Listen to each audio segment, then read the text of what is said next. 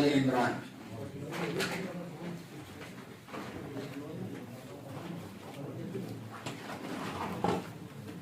ہم سن رہے تھے سورہ آل عمران۔ توجہ ادھر رکھیں جی، آگے ہو جائیں۔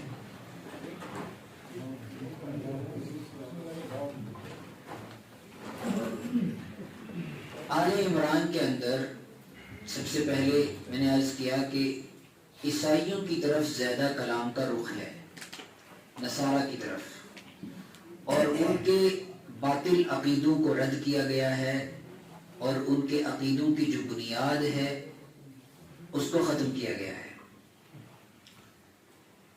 کہ عیسیٰ علیہ السلام عام انسانوں سے ہٹ کر الگ ایک مخصوص اللہ نے اپنی قدرت کے راستے سے، قدرت کے طریقے سے انہیں پیدا کیا، تو صرف اس بنیاد پر ان کو خدا بنا لینا اور ان کی عبادت کرنا، ان کو اپنا مشکل کشا اور اپنے معاملات نپٹانے والا سمجھنا، یہ باطل عقیدہ ہے۔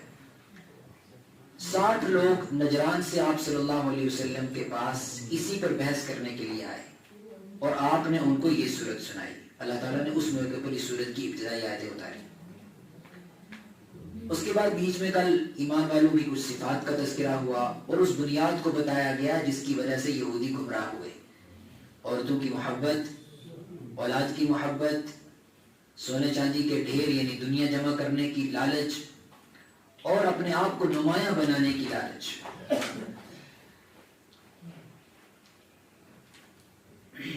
اس کے بعد اس سورت کے دوسرے حصے میں حضرت مریم کا تذکرہ ہے۔ چونکہ حضرت مریم حضرت عیسیٰ کی والدہ ہیں، خود حضرت مریم جب پیدا ہوئی ہیں ان کی اپنی ایک تاریخ ہے، ان کا ایک اپنا جو ہے واقعہ ہے، قرآن پاک نے اس کو بھی ذکر کیا۔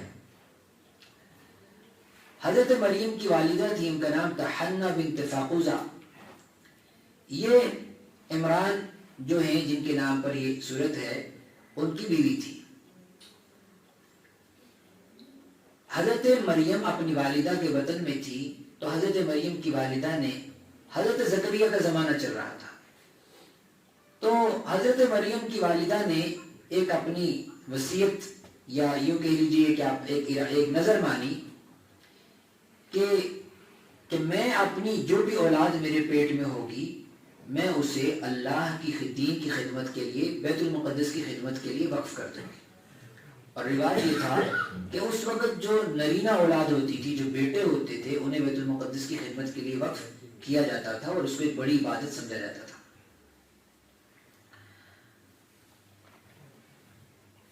لیکن ایسا ہوا نہیں، انہوں نے نظر تو مانی، لیکن جب پیدائش ہوئی بچے کی تو پیدائش ہوئی حضرت مریم کی۔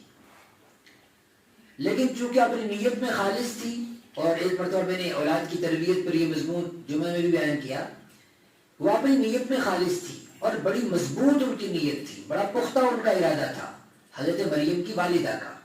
لہذا اللہ نے ایسے حالات بنائے کہ حضرت زکریا جو اس وقت کے سب سے برگزیدہ شخصیت تھے، اللہ تعالیٰ نے ان کی تربیت میں حضرت مریم کو دے دیا، اور حضرت مریم کی تربیت ہوئی حضرت زکریا کی گود میں، ان کی پرورش میں۔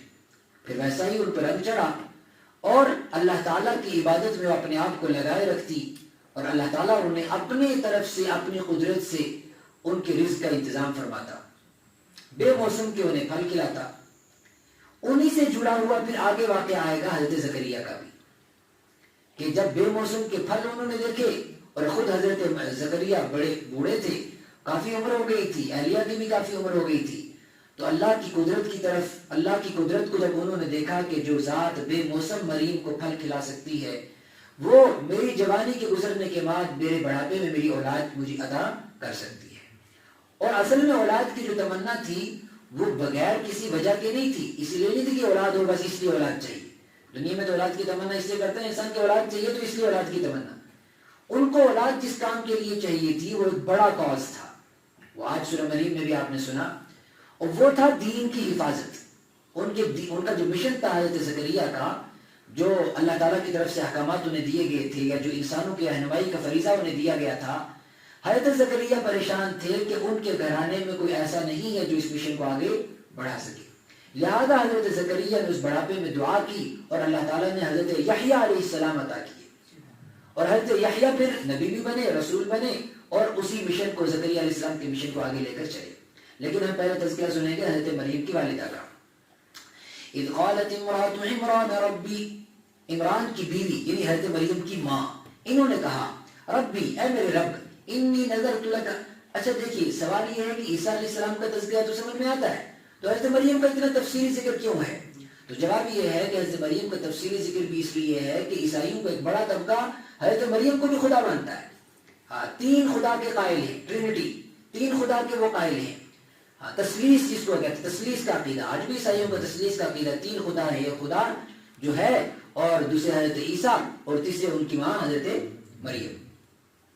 اس لیے ان کا تفصیلی ذکر ہے کہ دیکھو ان کی اولاد ہو رہی ہے اور ان کی پرورش کوئی کر رہا ہے، پرورش میں کسی کی محتاج ہیں، اور اس طریقے سے عام انسانوں کی طرح ان کی زندگی گزری ہے، تو پھر کیسے؟ اور خود اللہ کی یہ بندی ہیں، خود اللہ کی یہ بندی، ان کی ماں خدا کی کتنی پیاری بندی ہے، خدا کی کتنی نیک بندی ہے، بیت المقدس کی جو ہے خدمت کے لیے اپنی اولاد کو وقف کر دیا، تو کم سے کم خدا کا یہ کام تو نہیں ہو سکتا۔ اذ قالت امرأة عمران، عمران کی بیوی نے کہا ربی، اے میرے رب، انی نذرت لک ما فی بطنی، میں نے نظر مانی ہے تیرے لیے اس اولاد کی جو میرے پیٹ میں ہے، محررن، کہ اس کو میں وقف کر دوں گی، کس کے لیے؟ بیت المقدس کی خدمت کے لیے، یعنی دین کی خدمت کے لیے۔ فتقبل منی، تو اس کو تم میری طرف سے قبول کر لے۔ میں نے عرض کیا تھا یہی سے معلوم ہوتا ہے کہ ماں باپ کو سب سے پہلے اپنے بچے کے بارے میں نیت درست کرنی چاہیے۔ بچہ اس دنیا میں نہ آیا ہو اس سے پہلے ہی نیت کر لے کہ اللہ جو تو اولاد مجھے دے گا، بیٹا ہو یا بیٹی، وہ میں تیرے دین کی خدمت میں لگاؤں گا، اسے دین سکھاؤں گا۔ اگر انسان یہ نیت کر لے تو اللہ تعالیٰ اسے اولاد سے نوازے گا بھی، اور وہ اولاد اس کی آنکھوں کی ٹھنڈک بھی بنے گی۔ آدمی اولاد پیدا نہیں ہوئی ہوتی، ہم اس کے لیے پتہ نہیں کیا کیا پلان میں آتے ہیں الٹے سیدھے۔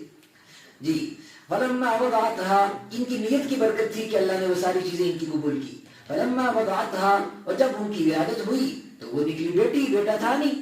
قالت ربی انی وضعتها انثى، انہوں نے کہا اللہ میرے یہاں تو بیٹی پیدا ہو گئی، واللہ اعلم بما وضعت، حالانکہ اللہ جانتے تھے کہ بیٹی پیدا ہوئی، لیکن ان کا مقصد کیا تھا؟ ولیس الذکر کالانثى، کہ جو کام بیٹا کر سکتا ہے وہ بیٹی کیسے کرے گی؟ اللہ نے فرمایا اچھا یہ بیٹی، یہ ایک عظیم بیٹی ہے، وانی سمیتها مریم وانی اعیذها بک وذریتها من الشیطان الرجیم۔ حضرت مریم کی والدہ کہتی ہیں کہ اے اللہ یہ بیٹی ہے، اب میں نے اس کا نام رکھا ہے مریم، اب بیٹا ہے یا بیٹی دیا تو نے ہے، بہرحال یہ بیٹی تو نے مجھے دی، یہ بھی تیری نعمت ہے، انی اعیذها بک، میں اس کو تیری پناہ میں دیتی ہوں۔ اولاد کو کس کی پناہ میں دے دیا؟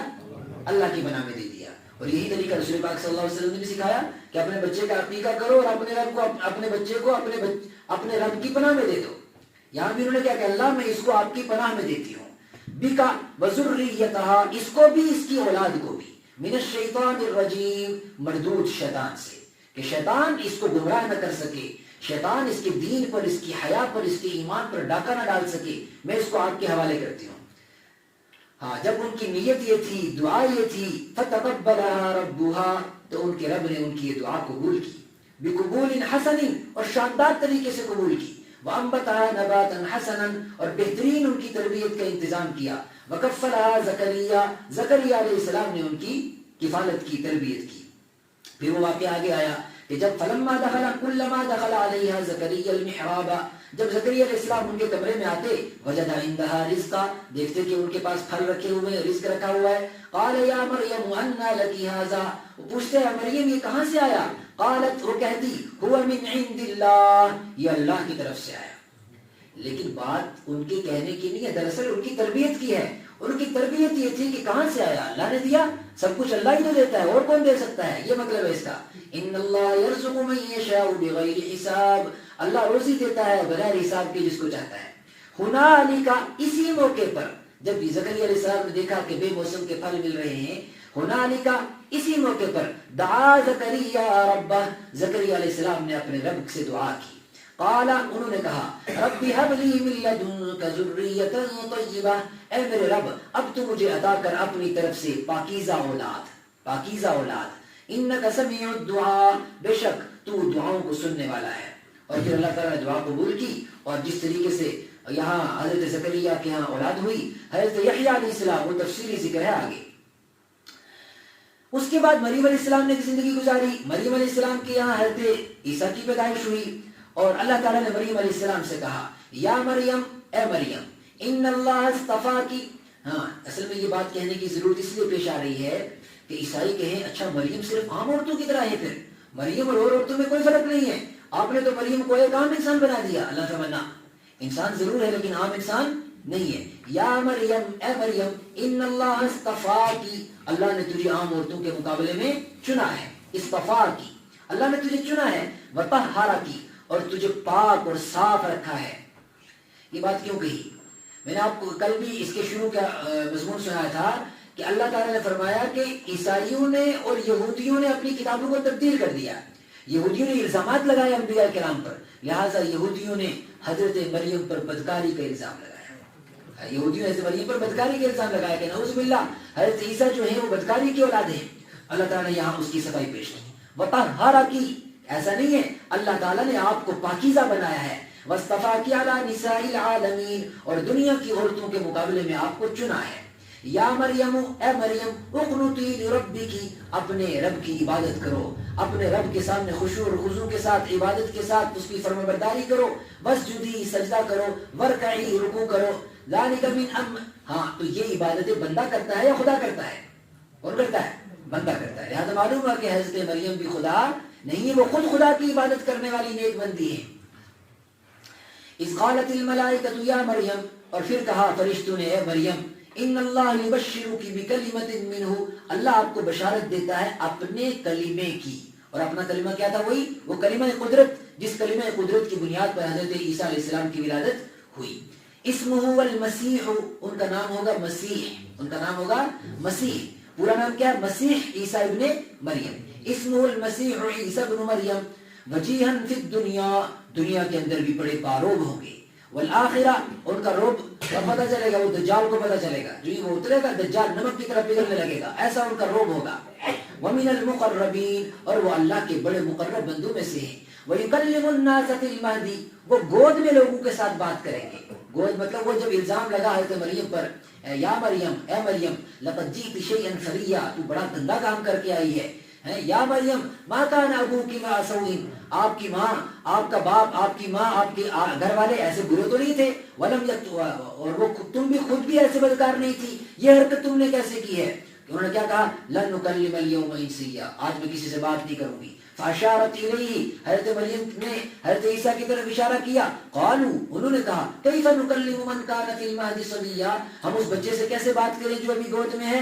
تو قال انی عبد اللہ، بچہ گود سے بول پڑا انی عبد اللہ، میں اللہ کا بندہ ہوں. آتانی الکتاب، اللہ نے مجھے کتاب دی ہے. وجعلنی نبیا، اور مجھے نبی بنایا ہے. وجعلنی مبارکا، مجھے بابرکت بنایا ہے.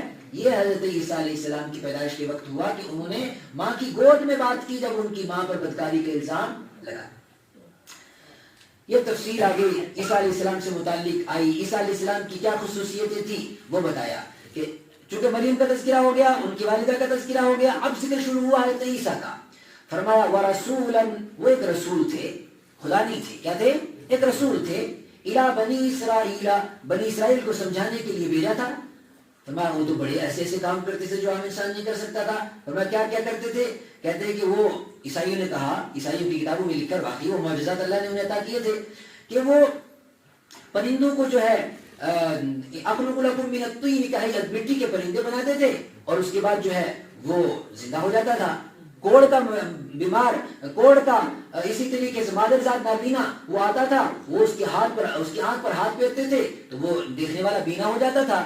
کوڑ کا مریض آتا تھا اور وہ ہاتھ پھیرتے تھے، اللہ تعالیٰ اسے شفا دیتا تھا. تو وہ کہتے تھے کہ یہ ساری باتیں تو خدا ہی کر سکتا ہے. تو صفائی دی اس کی. فرمانا وہ ایک رسول تھے، انہوں نے آ کر تمہیں یہ نہیں کہا تھا کہ میں خدا ہوں اس لیے یہ کہتا ہوں.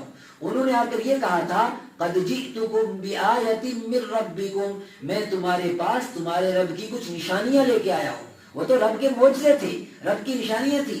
انی یخلق، کیا کیا نشانیاں تھی؟ انی یخلق لکم من الطین، کہ میں مٹی کے پرندے بناتا ہوں. فانفخ فیہ، پھر اس میں پھونک مارتا ہوں. فیکون طیرا، وہ پرندہ بن جاتا ہے. لیکن یہ میرے کرنے سے نہیں ہوتا. عیسیٰ علیہ السلام نے کہا کہ میرے کرنے سے نہیں ہوتا. کیسے ہوتا ہے؟ بِإِذْنِ اللَّهِ، کیسے ہوتا ہے؟ اللہ کے حکم سے ہوتا ہے. معلوم ہوا اگر کسی سے کوئی مثال کے طور پر کوئی معجزہ، جیسے کسی نبی کے ہاتھ پر کوئی معجزہ ظاہر ہوا، جیسے پرانے انبیاء کرام کے ہاتھ پر ہوا عیسیٰ علیہ السلام، انبیاء کے جانے کے بعد معجزہ تو ختم ہو گیا. انبیاء کے جانے کے بعد دیکھیے معجزے کی ڈیفینیشن یہ ہے کہ معجزہ صرف انبیاء کے ہاتھ میں ہی ظاہر ہوتا ہے، ٹھیک. اور دوسری بات کہ معجزہ انبیاء کی مرضی سے نہیں آتا، انبیاء کی مرضی سے، ہاں جب بھی کسی نبی سے اس کی قوم نے معجزے کا مطالبہ کیا، اگر اپنی مرضی سے آتا ہوتا تو سارے اپنی مرضی سے کر دیتے، لیکن ایسا دنیا کی تاریخ میں کبھی نہیں ہوا. جب قوم معجزہ مانگتی تھی نبی اللہ سے مانگتے تھے. جس صالح علیہ السلام کی قوم نے بڑی عجیب بات کی، صالح علیہ السلام کی قوم نے کہا یہ سامنے جو پتھر نظر آ رہا ہے اس پتھر میں سے اونٹنی نکال کے بتاؤ. اور ایسے ہی نہیں، اونٹنی نکلے اور پھر بچہ بھی دے، ایسی اونٹنی نکال کے بتاؤ. تو صالح علیہ السلام نے کہا یہ میرے بس میں نہیں ہے. صالح علیہ السلام نے اللہ سے دعا کی اللہ یہ ہو سکتا ہے ایمان لے آئیں تو ایسی نشانی پیدا کر دے. اللہ تعالیٰ نے پیدا کر دی. بالکل اسی طریقے سے کسی بھی نبی کا معجزے میں کوئی اختیار نہیں ہوتا. اللہ اپنے بندوں کی ہدایت کے لیے یا دلیل پوری کرنے کے لیے اپنے نبی کے ہاتھ پر معجزے کا اظہار کرتا ہے. اس کو کہتے ہیں معجزہ.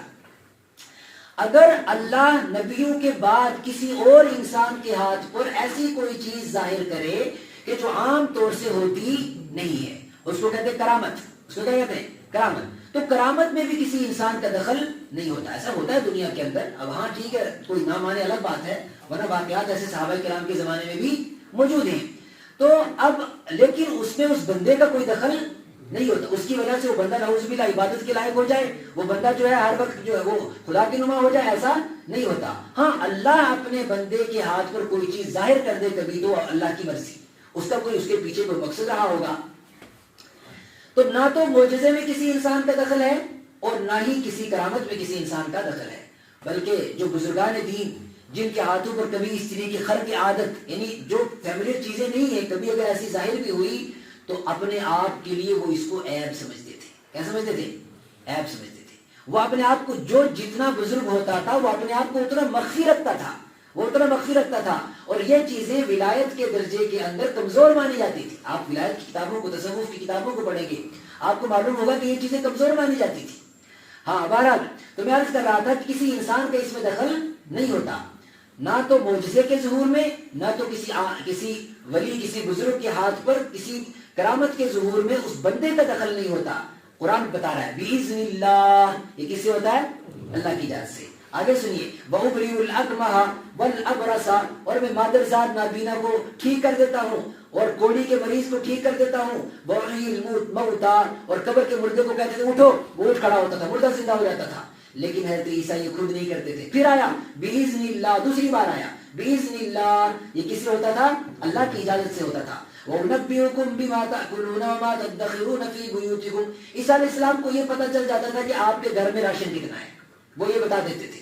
لیکن کیسے؟ بِإِذْنِ اللَّهِ، اللہ کی اجازت. اور گویا کہ یہ صرف نشانیاں تھیں انسانوں کو بتانے کے لیے کہ عام انسان نہیں ہے یہ اللہ کا فرشتہ انہیں بتاتا ہے، اللہ نے انہیں صلاحیت دی ہے، اس لیے اللہ کے حکم سے یہ چیزیں بطور نشانی کے بتاتے تھے.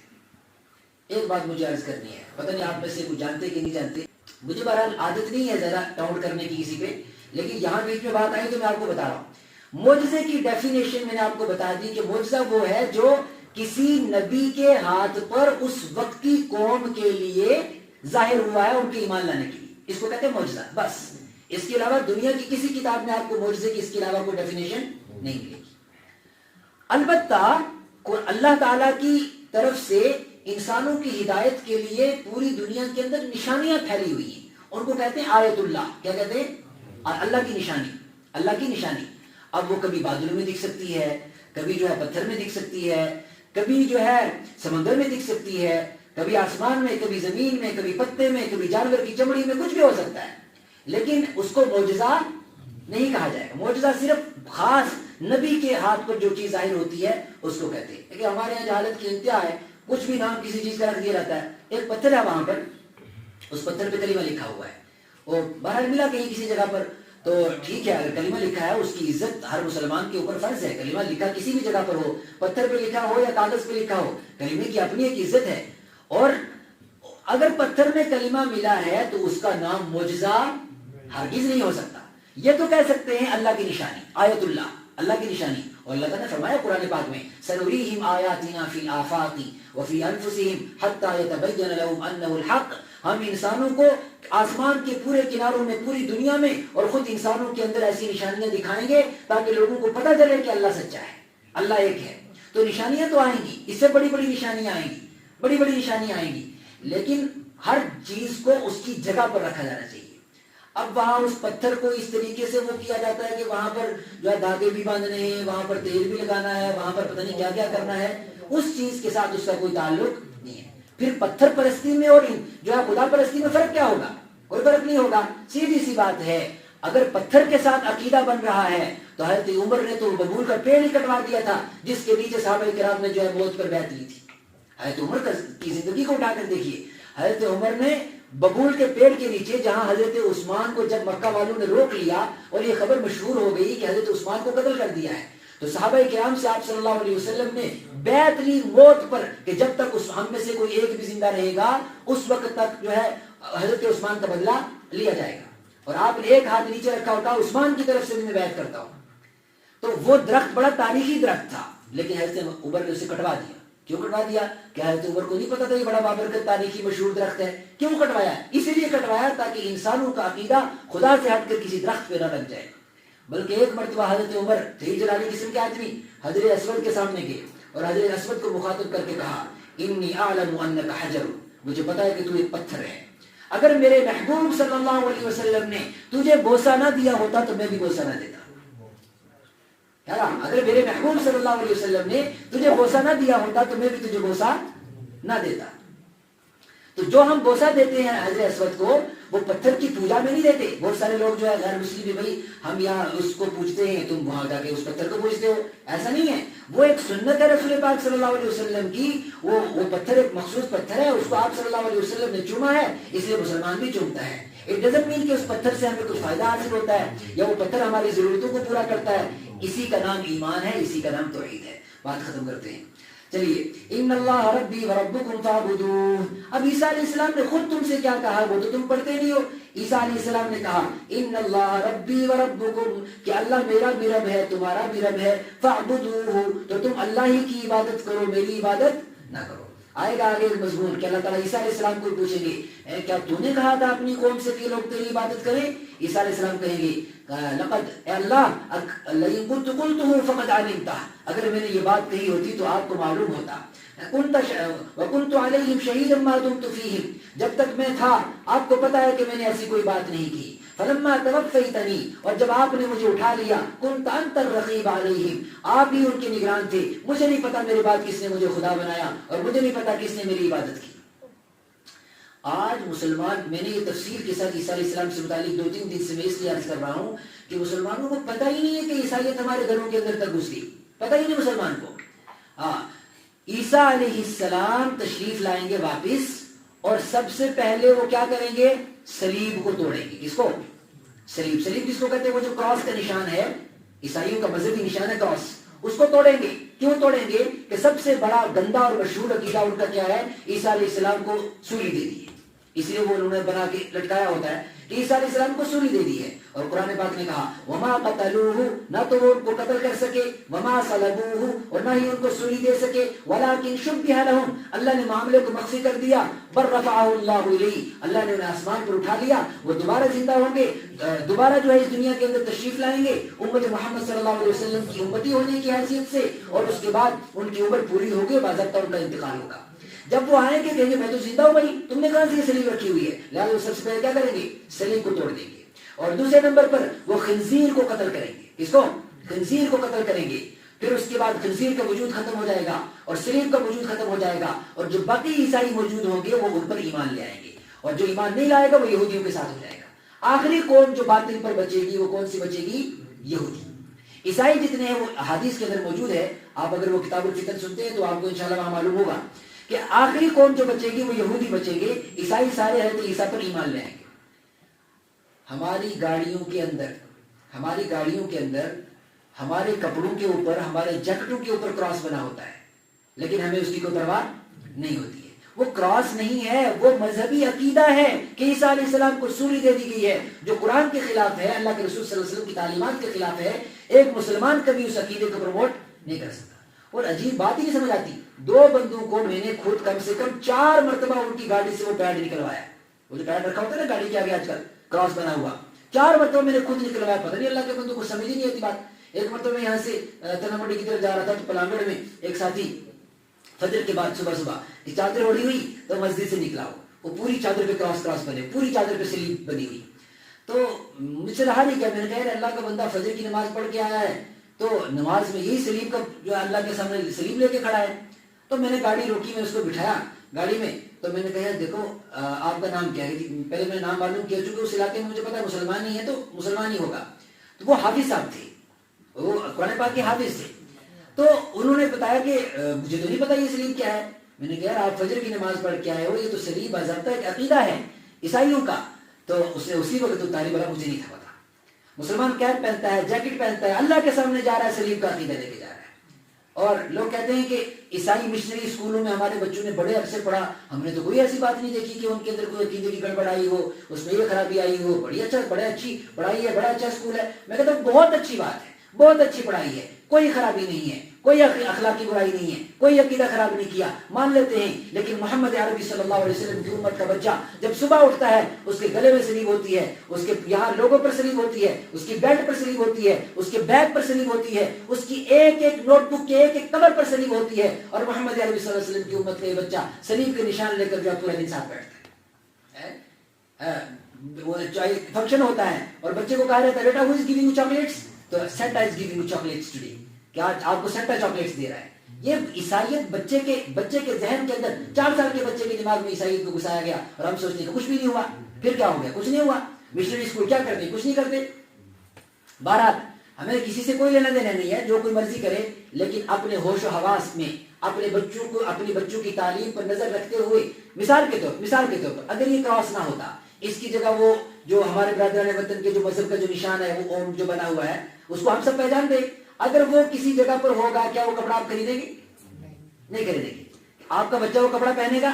نہیں پہنے. کیوں؟ اس لیے کہ یہ سمبل کو وہ پہچانتا ہے, بھائی یہ نہیں, یہ مسلمان نہیں پہن سکتا. تو اس کو وہ پہچانتا نہیں ہے, اس لیے وہ ہر جیکٹ کے اوپر, ہر قمیض کے اوپر, ہر شرٹ کے اوپر, ہر کیپ کے اوپر وہ پہنتا ہے, اسے کوئی پوچھنے والا نہیں. اس لیے ان چیزوں کا بھی دھیان رکھنا ضروری ہے. عیسیٰ علیہ السلام سے متعلق میں نے آیت آپ کو کل سنا دی تھی کہ عیسیٰ علیہ السلام کو خدا ماننا صرف اس وجہ سے کہ وہ حضرت مریم کی اولاد ہے اور ان کا کوئی باپ نہیں ہے. ان مثل عیسیٰ عند اللہ کمثل آدم. اس سے پہلے تاریخ کا ایک اور بڑا عجوبہ ہو چکا ہے کہ آدم علیہ السلام پیدا ہوئے, ان کی تو نہ ماں تھی اور نہ باپ تھے. جس طریقے سے اللہ تعالیٰ نے آدم علیہ السلام کو بغیر ماں اور بغیر باپ کے پیدا کیا, اسی طریقے سے عیسیٰ علیہ السلام کو بغیر باپ کے پیدا کیا. اللہ تبارک و تعالیٰ ہمیں ایمان توحید کے ساتھ اس دنیا میں رہنے کی توفیق عطا فرمائے اور ہمارا خاتمہ بھی ایمان پر ہو. وآخر دعوانا الحمدللہ.